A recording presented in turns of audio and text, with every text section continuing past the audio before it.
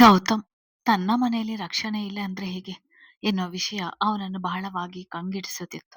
ಅವಳನ್ನು ಸಮಾಧಾನ ಪಡಿಸುವುದರ ಜೊತೆಗೆ ಹೋಗಿ ಅವನಿಗೆ ಒಂದು ಗತಿ ಕಾಣಿಸಿ ಬರಲು ಮನಸ್ಸು ಹಾತೊರೆಯುತ್ತಿತ್ತು. ಆದ್ರೆ ಅಳುತ್ತಾ ಇದ್ದ ಚಂದನಲ ಸನಿಹದಲ್ಲಿ ತಾಳ್ಮೆ ತಂದುಕೊಂಡವನು ಮೊದಲ ಅವಳನ್ನು ಸಮಾಧಾನಿಸಿ, ಈಗ ಅಳು ನಿಲ್ಲಿಸು.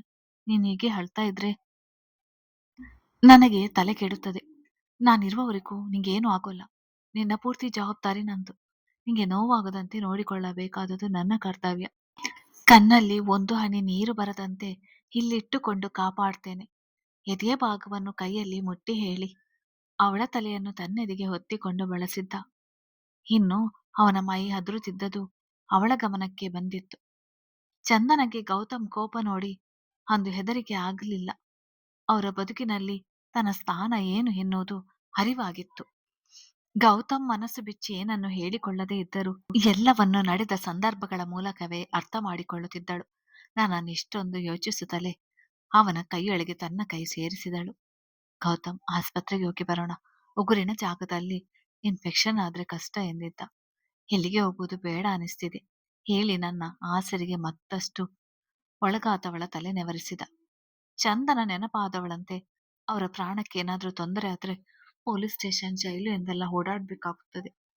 ನನ್ನಿಂದ ಮತ್ತೆ ನಿಮ್ಗೆ ತೊಂದರೆ ಆಯ್ತು ಎಂದಿದ್ದಳು. ಗೌತಮ್, ಇನ್ನೊಮ್ಮೆ ಹೀಗೆಲ್ಲ ಯೋಚಿಸಿದ್ರೆ ತೆಗೆದು ಬಾರಿಸ್ತೀನಿ. ನೀ ನನ್ನವಳಂದ್ಮೇಲೆ ನೀನು ನಿನ್ನ ಒಳ್ಳೆಯದು ಕೆಟ್ಟದನ್ನೆಲ್ಲ ನಾನೇ ತಾನೇ ನೋಡ್ಬೇಕು. ಈಗ ಅದೆಲ್ಲ ಯೋಚಿಸದೆ ರೆಸ್ಟ್ ಮಾಡು ಎಂದವನು. ಅವನ್ಗೆಷ್ಟು ಧೈರ್ಯ! ಕುಡಿದು ಬಿಟ್ರೆ ಮೈ ಮೇಲೆ ಪ್ರಜ್ಞೆ ಇರಲ್ವಾ? ನಾನು ಇವಳು ಒಟ್ಟಿಗೆ ಇರುವುದು ತುಂಬಾ ಸಲ ನೋಡಿದಾನೆ. ಅಷ್ಟು ಹತ್ತಿರದಿಂದ ಸಲುಗೆಯಿಂದ ಇರುವುದು ನೋಡಿದರೆ ಅರ್ಥವಾಗಿರುತ್ತೆ. ಹಾಗಿತ್ತು ಎಲ್ಲ ತಿಳಿದಿದ್ದು ಇವಳ ಕಡೆ ನೋಡಿದ್ದಾನೆ, ಬಯಸಿದ್ದಾನೆ ಅಂದರೆ ಮತ್ತೆ ಮುಷ್ಟಿ ಕಟ್ಟಿದವನಿಗೆ ಒಮ್ಮೆ ಆಸ್ಪತ್ರೆಗೆ ಹೋಗಿ ಬರುವ ಮನಸ್ಸಾಗಿತ್ತು. ಒಂದು ಹಂತಕ್ಕೆ ಸಮಾಧಾನಗೊಂಡ ಚಂದನ, ಕೈಕಾಳು ತೊಳೆದು ಬನ್ನಿ, ಕಾಫಿ ತರ್ತೀನಿ ಎಂದಿದ್ದಾಳು. ಏನು ಬೇಡ ಎಂದವನಿಗೆ ಕಣ್ಣು ಮುಚ್ಚಿದರು ತೆರೆದರು ತಾನು ನೋಡಿದ ಘಟನೆ ನೆನಪಾಗಿ ಮೈ ಉರಿಯುತ್ತಿತ್ತು. ಒಳಗೆ ಬಂದ ಇಂದ್ರಾಣಿ ಅವರು ನೇರವಾಗಿ ಪಾವನಿ ಕೋಣೆಗೆ ಬಂದವರು, ನಿನ್ನನ್ನು ಒಂದು ವಿಷಯ ಕೇಳಬೇಕಾಗಿತ್ತು. ಗೌತಮ್, ಚಂದನ ಎನ್ನುತ್ತಾ ಅವಳ ಮುಖವನ್ನು ನೋಡಿದರು.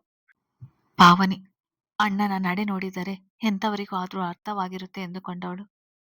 ಹೌದು, ಚಂದನ ಪರೀಕ್ಷೆ ಮುಗಿಯುತ್ತಲೇ ಅಣ್ಣ ಮನೆಯಲ್ಲಿ ಮಾತನಾಡ್ತಾನೆ ಅಂದಿದ್ದಾರೆ. ಅವಳ ಪರೀಕ್ಷೆ ಮುಗಿಯುವವರೆಗೂ ಯಾರಿಗೂ ಹೇಳುವುದು ಬೇಡ ಎಂದುಕೊಂಡಿದ್ದಾರೆ ಎಂದಿದ್ದಳು. ಇಂದ್ರಾಣಿ ಅವರ ಮನಸ್ಸು ತುಂಬಿ ಬಂದಿತು. ಒಂದೆರಡು ಬಾರಿ ಜೊತೆಯಾದರೆ ಅಂದುಕೊಂಡಿದ್ದರು. ಅದರ ಹಿಂದೆಯೇ ಗೌತಮ್ ಜೊತೆ ಈ ಹುಡುಗಿ ಹೇಗೆ ಸಾಧ್ಯ ಎಂದುಕೊಂಡು ಬಿಡುತ್ತಿದ್ದರು. ಆದ್ರೆ ಈಗ ಅವಳನ್ನು ಕಂಡರೆ ಇವನಿಗೆ ಆಗೋಲ್ಲ, ಯಾವಾಗಲೂ ನಾಲಾಯಕ್ ಎಂದು ಕರೆಯುತ್ತಾನೆ, ಕೂಗಾಡುತ್ತಾನೆ ಎಂದುಕೊಳ್ಳುತ್ತಿದ್ದದ್ದು ನೆನಪಾಗಿ ನಸುನಕ್ಕವರು. ನನಗೆ ಈಗಲೂ ನಂಬಿಕೆ ಬರುತ್ತಿಲ್ಲ. ಹಾಗಾದ್ರೆ ಗೌತಮ್ ಇಷ್ಟು ತಾಳ್ಮೆಯ ನಡೆನುಡಿಗೆ ಚಂದನನೇ ಕಾರಣ ಎನಿಸ್ತದೆ. ನನ್ನಿಂದ ನನ್ನ ಮಗನ ಬದುಕು ಹಾಳಾಯಿತು. ಹೆಣ್ಣುಗಳನ್ನು ದ್ವೇಷಿಸುತ್ತಿದ್ದಾನೆ, ಜೀವನ ಪೂರ್ತಿ ಮದುವೆ ಆಗದೆ ಒಂಟಿಯಾಗಿ ಉಳಿದು ಬಿಡುತ್ತಾನೆ ಎನ್ನುವ ಕೊರಗಿತ್ತು. ಇಂದು ನೆಮ್ಮದಿ ಆಯಿತು. ಪ್ರಸಾದ್ ವರ್ಮಾ ವಂಶ ಬೆಳೆಯುತ್ತದೆ ಎಂದವರು. ಈ ಮನೆಯಲ್ಲಿ ಚಂದನ ತನ್ನ ಸೊಸೆಯಾಗಿ ಮನೆ ತುಂಬ ಓಡಾಡುವಂತೆ ನೆನೆದು ಸಂಭ್ರಮಿಸಿದರು. ಪದ್ಮ ಅವರಿಗೆ ಒಂದು ಮಾತು ತಿಳಿಸಬೇಕಾಗಿತ್ತು ಎಂದಿದ್ದರು. ಪಾವನಿ, ಬೇಡ ಅಮ್ಮ, ದುಡುಕಿದಂತಾಗುತ್ತದೆ. ಇನ್ನೊಂದು ವಾರದಲ್ಲಿ ಚಂದನ ಎಕ್ಸಾಮ್ ಮುಗಿಯುತ್ತದೆ. ನಂತರ ಅಣ್ಣ ನಿಮ್ಗೆ, ತಾತನಿಗೆ ಅವಳ ಮನೆಯವರ ಜೊತೆ ಮಾತನಾಡಲು ಹೇಳ್ತಾನೆ ಎಂದಿದ್ದಳು. ಸರಿ ಬಿಡು, ಅವನು ಅಂದುಕೊಂಡ ಹಾಗೆ ಆಗ್ಲಿ. ಮದುವೆಗೆ ಒಪ್ಪಿದಾನಲ್ಲ, ಅದೇ ಮುಖ್ಯ ಎಂದಿದ್ದರು. ಹಾಲ್ನ ನೆಲದಲ್ಲಿ ತೊಟ್ಟಿಕ್ಕಿದ ರಕ್ತದ ಹನಿಗಳನ್ನು ಒರೆಸ್ತಿದ್ದ ಚೆನ್ನಯ್ಯ ಬಂದ ಗೌತಮ್ನ ನೋಡಿ, ಹೇಗಿದ್ದಾಳೆ ಚಂದನ, ಇಬ್ಬರಿಗೂ ಕಾಫಿ ಕೊಡ್ಲಾ ಎಂದಿದ್ದರು. ಬೇಡ, ಅವಳನ್ನು ಒಬ್ಬಳೇ ಬಿಟ್ಟು ಹೋಗ್ಬಾರ್ದೆಂದು ಗೊತ್ತಾಗ್ಲಿಲ್ವಾ ನಿಮ್ಗೆ? ರೇಗಿದಂತೆ ಹೇಳಿದ. ತಲೆ ಕೆರೆದುಕೊಂಡವರು, ಅದು ಶಾವಿಗೆ ಪಾಯಸ ಮಾಡಲು ಹಾಲು ತರಲು ಹೋಗಿದ್ದೆ ಎಂದಿದ್ದರು. ಗೌತಮ್, ಇನ್ನು ಮುಂದೆ ಅವಳೊಬ್ಬಳೇ ಇದ್ದಾಗ ಮನೆಯಿಂದ ಹೊರಗೆ ಹೋಗ್ಬೇಡಿ. ಮಾಡಿ ಮೇಲೆ ಸಪರೇಟ್ ದೊಡ್ಡ ರೂಮ್ ಇದೆಯಲ್ಲ, ಅಲ್ಲಿ ನೀವು ಸರೋಜಮ್ಮನವರು ಬಂದು ಇದ್ದು ಬಿಡಿ ಎಂದಿದ್ದ. ಚೆನ್ನಯ್ಯನಿಗೆ ಅವರ ಹೆಂಡತಿಗೆ ಇಷ್ಟು ದೂರ ಬಂದು ಹೋಗುವುದು ಕಷ್ಟವಾಗುತ್ತಿತ್ತು. ಒಮ್ಮೆ ಸರೋಜಮ್ಮನವರೇ, ಮಾಡಿ ಮೇಲೆ ಅಷ್ಟೊಂದು ಕೋಣೆ ಇದ್ದಾವೆ, ಒಂದು ಕೋಣೆ ಕೊಟ್ಟಿದ್ರೆ ಇಲ್ಲೇ ಇದ್ದು ಬಿಡ್ಬಹುದಿತ್ತು. ಊಟ ತಿಂಡಿಗೆ ಲೆಕ್ಕ ಹಾಕುವ ಮನುಷ್ಯರಲ್ಲ, ಒಳ್ಳೆಯ ಜನ ಎಂದದ್ದು ನೆನಪಾಗಿ ಅವಳಿಗೆ ಒಂದು ಮಾತು ಹೇಳಿ ನಾಳೆ ನಾಳಿದ್ರಲ್ಲಿ ಬರ್ತೇವೆ ಎಂದಿದ್ದರು. ಹಾಗೆ ಅಲ್ಲಿ ಮನೆ ಖಾಲಿ ಮಾಡಿ ಬರ್ಬೇಕು ಎನ್ನುವ ಆಲೋಚನೆ ಮೂಡಿದಾಗ ನಂತರ ಏನಿದೆ ಹೊತ್ತು ತರಲು, 2 ದಿಂಬು ಚಾಪೆ, ಒಂದಿಷ್ಟು ಪಾತ್ರೆಗಳು ಎಂದುಕೊಂಡಿದ್ದವರಿಗೆ ಮಗಳ ನೆನಪಾಗಿತ್ತು. ಕುಡಿತದ ಚಟಕ್ಕೆ ಅಳಿಯ ಶರಣಾಗಿದ್ದ. ಕಾರಣ ಈ ಸಂಸಾರವನ್ನು ಕೂಡ ಇವರೇ ತೂಗಿಸಿಕೊಂಡು ಬರುತ್ತಿದ್ದರು. ಪಾವನಿ ರಮೇಶ್ನಿಂದ ಬಂದ ಫೋನ್ ಕಾಲ್ ರಿಸೀವ್ ಮಾಡಿ ಮಾತನಾಡಿ, ಏನೂ ಸಮಸ್ಯೆ ಆಗದಿದ್ರೆ ಸಾಕು ಎಂದಿದ್ದಳು. ಅವಳ ಮಾತನ್ನು ಕೇಳಿದವರ ನೋಟವೆಲ್ಲ ಅವಳ ಕಡೆಗೆ ಇತ್ತು. ಇಂದ್ರಾಣಿ ಅವರು ಏನಾಯ್ತಂತೆ ಎಂದಿದ್ದರು. ಪಾವನಿ ಅಡ್ಮಿಟ್ ಮಾಡಿಕೊಂಡಿದ್ದಾರಂತೆ. ಎಕ್ಸ್ರೇ ಎಲ್ಲ ತೆಗೆಸಿ ಆಯ್ತಂತೆ. ಕೈಮೂಲೆ ಮುರಿದಿದೆಯಂತೆ. ಕೊರಳ ಬಳಿ ಕೂಡ ತೊಂದರೆಯಂತೆ. ಡಾಕ್ಟರ್ ಆಕ್ಸಿಡೆಂಟ್ ಎಂದರೂ ನಂಬುತ್ತಿರಲಿಲ್ಲವಂತೆ. ತಾತ ಇನ್ಫ್ಲುಯೆನ್ಸ್ ಉಪಯೋಗಿಸಿ ಅಡ್ಮಿಟ್ ಮಾಡಿದ್ದಾರೆ. ಚಿಕಿತ್ಸೆ ಕೊಡಿಸ್ತಿದ್ದಾರಂತೆ ಎಂದಾಗ, ಗೌತಮ್ ಅವನನ್ನ ಆಸ್ಪತ್ರೆಗೆ ಸೇರಿಸುವ ಬದಲು ಕಸದ ಗುಂಡಿಗೆ ಬಿಸಾಕಬೇಕಾಗಿತ್ತು. ಅಲ್ಲಿಗೆ ಕೂಡ ಯೋಗ್ಯನಲ್ಲ. ಕೃತಜ್ಞತೆ ಎನ್ನುವುದು ಆ ಮನೆಯ ಜನಗಳಿಗೆ ಆಗಿ ಬಂದಿಲ್ಲ. ಅದಕ್ಕೆ ಅವರೆಲ್ಲರನ್ನೂ ದೂರ ಉಳಿಸಿರುವುದು ಎಂದಿದ್ದ. ಚಂದನ ಒಳಗೆ ಉಳಿಯಲು ಬೇಸರವೆನಿಸಿ ಹೊರಗೆ ಬಂದಿದ್ದಳು. ಬಂದವಳ ಬಳಿ ನಡೆದ ಇಂದ್ರಾಣಿಯವರು ಮೊದಲಿಗೆ ಅವಳ ತಲೆನೆವರಿಸಿ ಕಣ್ಣು ತುಂಬಿಕೊಳ್ಳುವಂತೆ ನೋಡಿದ್ದರು.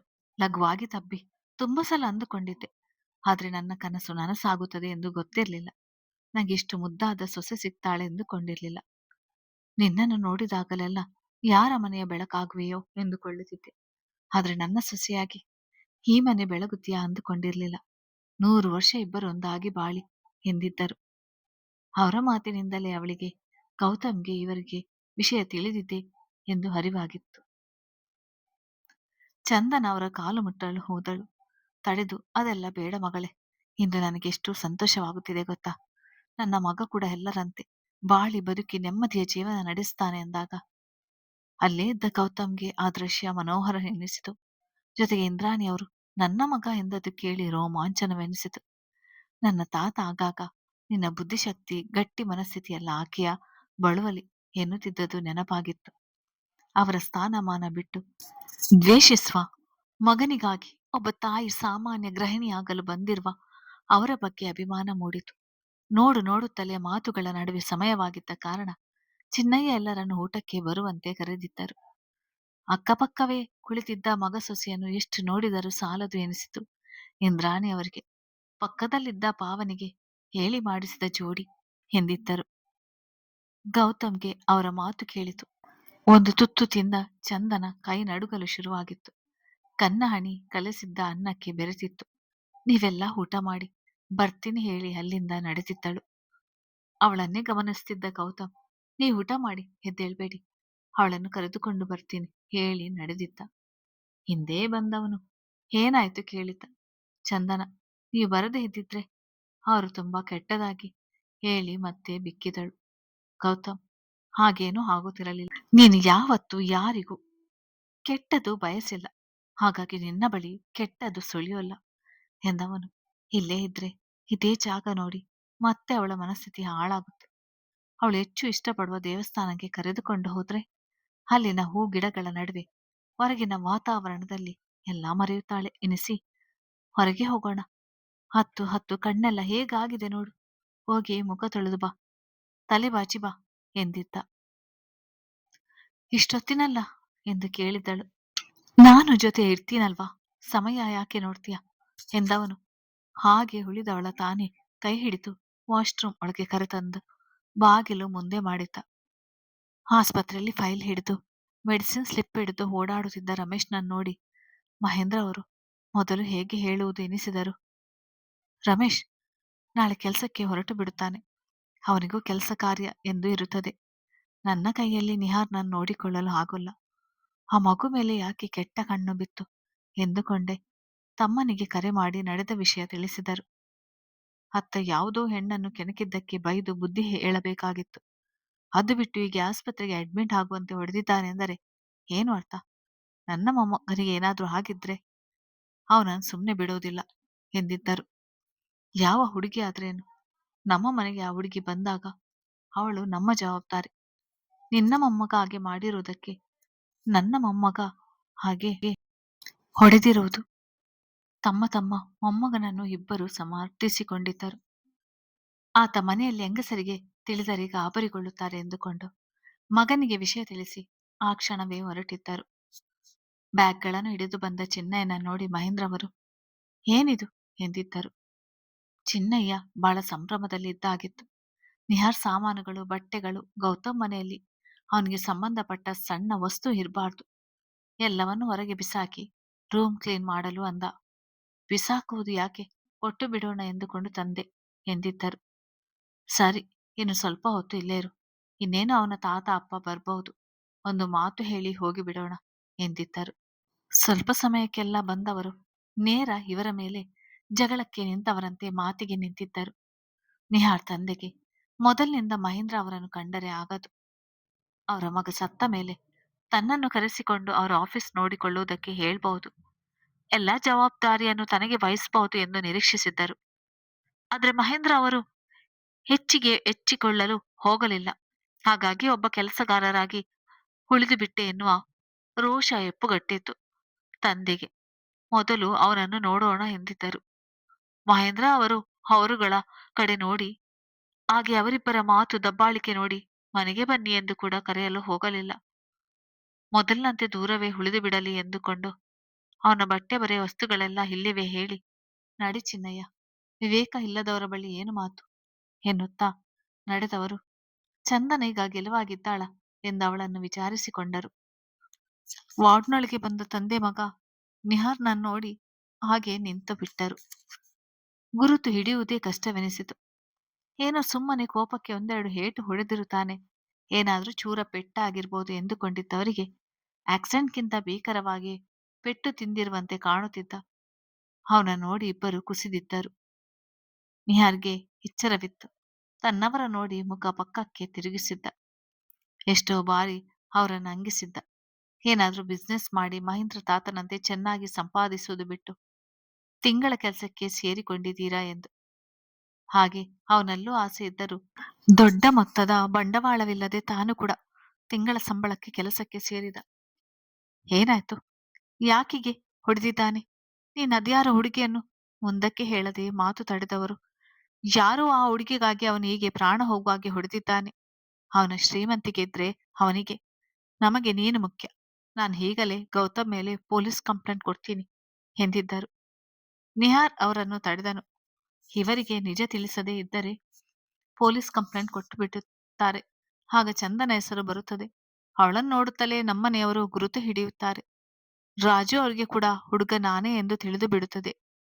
ಒಂದು ರೀತಿ ಮದುವೆ ನಿಂತು ಹೋಗುವ ಸಾಧ್ಯತೆ ಇದೆ. ಗೌತಮ್ ನನ್ನ ಮೈ ಮೇಲೆ ಕೊಟ್ಟಿರೋ ಒಂದೊಂದು ಹೇಟಿಗೂ ಉತ್ತರ ಕೊಡುತ್ತೇನೆ.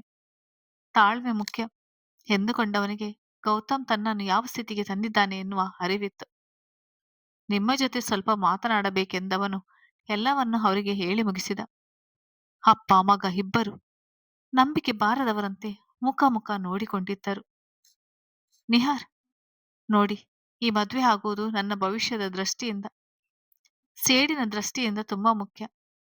ಚಂದನ ನನ್ನ ಹೆಂಡತಿಯಾಗ್ಲೇಬೇಕು. ಗೌತಮ್ ಕೊರಗಿ ಕೊರಗಿ ಒಂಟಿಯಾಗಿ ಉಳಿದು ಅವನ ಅಪ್ಪ ಅಮ್ಮನ ರೀತಿ ಅವನು ಕೂಡ ಮನೋವ್ರತೆಯಿಂದ ಸಾಯ್ಬೇಕು. ಇನ್ನು ಮೊಮ್ಮಗನ ಕೊರಗಿನಲ್ಲಿ ಅವನ ತಾತನು ಸಾಯ್ತಾನೆ. ಆ ಸಮಯದಲ್ಲಿ ಅವರಿಂದ ಸಹಿ ತೆಗೆದುಕೊಂಡರೆ ಆಯ್ತು. ಹಿಂದು ಮುಂದೆ ಯಾರಿದ್ದಾರೆ ಅವರಿಗೆ, ತಮ್ಮವರೆಂದು ಹೇಳಿಕೊಳ್ಳಲು. ಹೆಣ್ಣಿನ ಜೊತೆಗೆ ಆಸ್ತಿ ಕೂಡ ನಂದೇ ಆಗ್ತದೆ ಎಂದಿದ್ದ. ಊದಿಕೊಂಡಿದ್ದ ಕಣ್ಣಿನಲ್ಲಿ ಕ್ರೌರ್ಯ ಮಿನುಗಿತು. ಅವನ ಆಲೋಚನೆಗೆ ತಂದೆಗೆ ಬೇಸರವಾದರೂ ತಾತನಿಗೆ ವಿಚಿತ್ರ ರೀತಿಯ ತೃಪ್ತಿ ಎನಿಸಿತು. ನಿಹಾರ್, ಈ ವಿಷಯ ಚಂದನ ತಂದೆಗೆ ತಿಳಿಯುವುದು ಬೇಡ. ಒಂದು ವಾರ ಇದ್ದು ಟ್ರೀಟ್ಮೆಂಟ್ ತೆಗೆದುಕೊಂಡು ಊರಿಗೆ ಹೋಗೋಣ. ಬೈಕ್ನಲ್ಲಿ ಬರುವಾಗ ಆಕ್ಸಿಡೆಂಟ್ ಆಯ್ತು ಎಂದು ಬಿಡೋಣ. ಮದುವೆ ತಾರೀಕು ಹತ್ತಿರ ಬರುವ ಕಾರಣ ಅವರು ಮದುವೆ ನಿಲ್ಲಿಸುವುದಿಲ್ಲ ಅಥವಾ ಮುಂದಕ್ಕೆ ಹಾಕೋಣ ಎಂದು ಹೇಳುವುದಿಲ್ಲ ಎಂದಿದ್ದ. ಹೌದು, ಲಗ್ನ ಪತ್ರಿಕೆ ಬಂದಿದೆ. ನಾಳೆ ದೇವಸ್ಥಾನದಲ್ಲಿ ಪೂಜೆ ಮಾಡಿಸೋಣ ಎಂದುಕೊಂಡಿದ್ದೇವೆ. ಅಷ್ಟರಲ್ಲಿ ಹೀಗಾಯಿತು ಎಂದಿದ್ದರು. ನಿಹಾರ್ ಲಗ್ನ ಪತ್ರಿಕೆ ಪ್ರಿಂಟ್ ಆಗಿರುವ ವಿಷಯ ತಿಳಿಯುತ್ತಲೇ ಆ ಕ್ಷಣದಲ್ಲೂ ಚಂದನಳನ್ನು ನೆನೆದಿದ್ದ. ನನ್ನ ಹೆಂಡತಿಯಾಗುವವಳು ಎಂದು. ಗೌತಮ್ ಅವಳ ಹೇಳಿಕೆಯಂತೆ ವೆಂಕಟಾದ್ರಿ ಮುಂದೆ ಕಾರು ನಿಲ್ಲಿಸಿದ. ಹೊರಗಿನ ವಾತಾವರಣದಲ್ಲಿ ಸ್ವಲ್ಪ ಸುಧಾರಿಸಿದ್ದಳು. ದೇವಸ್ಥಾನದಲ್ಲಿ ಮಂಕಾಗಿ ಕುಳಿತವಳ ಹಣೆಗೆ ಇಂದು ತಾನೇ ಕುಂಕುಮ ಹಚ್ಚಿದ್ದ. ಆ ಸಮಯದಲ್ಲಿ ಅವನ ಕೈ ಹಿಡಿದ ಚಂದನ, ನೀವು ಇಲ್ಲದ ಜೀವನ ಕಲ್ಪಿಸಿಕೊಳ್ಳಲಾರೆ. ಅಂಥದ್ದೊಂದು ಕಲ್ಪನೆ ನನಗೆ ಬೇಡ ಎಂದವಳ ಮಾತುಗಳು ನೆನಪಾಗಿ, ಇಂದು ನಮ್ಮ ಮನೆಯಲ್ಲಿ ಇರಬಹುದಾಗಿತ್ತು. ನಿನ್ನನ್ನು ಬೇರೆ ಕಡೆ ಉಳಿಸಬೇಕೆಂದರೆ ಒಂದು ರೀತಿ ಭಯವಾಗ್ತಿದೆ. ಜೀವನದಲ್ಲಿ ಮೊದಲ ಬಾರಿ ಇಂತಹ ಅನುಭವವಾಗುತ್ತಿದೆ ಎಂದಿದ್ದ. ಚಂದನ: ನೀವ್ ಹೀಗೆಲ್ಲ ಮಾತನಾಡಬೇಡಿ, ಸಂಕಟವಾಗುತ್ತದೆ. ನೀವ್ ಯಾವಾಗಲೂ ಕೋಪದಿಂದ ಸಿಡಿಮಿಡಿ ಎನ್ನುತ್ತಲೇ ಇರಬೇಕು ಎಂದಾಗ ಮತ್ತೊಮ್ಮೆ ಅವಳ ತಲೆ ನೆವರಿಸಿ, ಮನಸ್ಸಿಗೆ ಏನನ್ನು ಹಚ್ಚಿಕೊಳ್ಬೇಡ, ಎಲ್ಲ ಮರೆತು ಆರಾಮವಾಗಿ ಮಲಗು, ನಾಳೆ ಎಕ್ಸಾಮ್ ಇದೆಯಾ ಎಂದಿದ್ದ. ಇಲ್ಲ, ನಾಳೆದಿರೋದು. ಅವರು ಮತ್ತೆ ನಿಮ್ಮ ಮನೆಗೆ ಬರ್ತಾರಾ? ಭಯದ ಮುಖ ಹೊತ್ತು ಕೇಳಿದ್ದಳು. ಅವಳು ಯಾರನ್ನು ಕೇಳುತ್ತಿರುವುದು ಎಂದು ತಿಳಿದಿತ್ತು. ಈ ಜನ್ಮದಲ್ಲಿ ಅವನ ನೆರಳು ನಿನ್ಮೇಲೆ ಬೀಳಲು ಬಿಡೋಲ್ಲ ಎಂದಿದ್ದ. ಆಳವಾಗಿ ಯೋಚಿಸುವ ಸ್ಥಿತಿಯಲ್ಲೇ ಇಲ್ಲದವಳು, ಹಾಗಿದ್ರೆ ಅವರು ಈ ಮನೆಗೆ ಇನ್ಯಾವತ್ತೂ ಬರೋಲ್ಲ ಅಲ್ವಾ ಕೇಳಿದಳು. ಅವಳಿಗೆ ಅರ್ಥ ಆಗುವಂತೆ, ಮನೆಯಿಂದ ಅವನ ವಸ್ತುಗಳನ್ನು ಹೊರಗೆ ಹಾಕಿ ಆಗಿದೆ, ಅವನು ಇನ್ನೆಂದು ನಮ್ಮ ಮನೆಗೆ ಕಾಲಿಡಲ್ಲ ಎಂದಿದ್ದ. ಚಂದನ: ನನಗೆ ಮತ್ತೆ ನನ್ನ ಜೀವನದಲ್ಲಿ ಆ ವ್ಯಕ್ತಿ ಮುಖ ನೋಡುವುದಕ್ಕೆ ಇಷ್ಟ ಇಲ್ಲ ಎನ್ನುತ್ತಾ ತಾನೇ ಗೌತಮ್ ಕೈ ಹಿಡಿದವಳು, ನಿಮ್ಗೆ ನನ್ನ ಮೇಲೆ ಕೋಪ ಬೇಸರ ಇಲ್ವಾ ಕೇಳಿದಳು. ಅವಳ ಕೈ ಮೇಲೆ ಕೈ ಇಟ್ಟು, ಅದು ಎಂದೂ ಬರೋಲ್ಲ. ನಿನ್ನ ಹರಿತಾದ್ಮೇಲೆ ಕೂಡ ಹೇಗೆ ಕೋಪ ಮಾಡಿಕೊಳ್ಳಲಿ? ಹಾಗೆಲ್ಲ ಯೋಚಿಸ್ಬೇಡ. ಇಂದು ರೆಸ್ಟ್ ಮಾಡಿ ನಾಳೆ ಎಂದಿನಂತೆ ಓದಿಕೊ. ನಿನ್ನ ಎಕ್ಸಾಮ್ ಮುಗಿಯುತ್ತಲೇ ಊರಿಗೆ ಹೋಗಿ ನಿನ್ನ ಮನೆಯವರೊಂದಿಗೆ ಮಾತನಾಡಿ ನಮ್ಮಿಬ್ಬರ ಮದುವೆಗೆ ಏರ್ಪಾಡು ಮಾಡುತ್ತೇನೆ ಹೇಳುತ್ತಲೇ ಸ್ಪರ್ಶದಲ್ಲೇ ಭರವಸೆ ತುಂಬಿದ್ದ. ಕತೆ ಮುಂದುವರಿಯುತ್ತದೆ. ನನ್ನ ಚಾನೆಲ್ ಅನ್ನು ಸಬ್ಸ್ಕ್ರೈಬ್ ಮಾಡಿ ಕತೆ ಕೇಳಿ, ಆಗ ಪ್ರತಿ ಎಪಿಸೋಡ್ ನಿಮಗೆ ಬೇಗನೆ ಬಂದು ಬಿಡುತ್ತದೆ.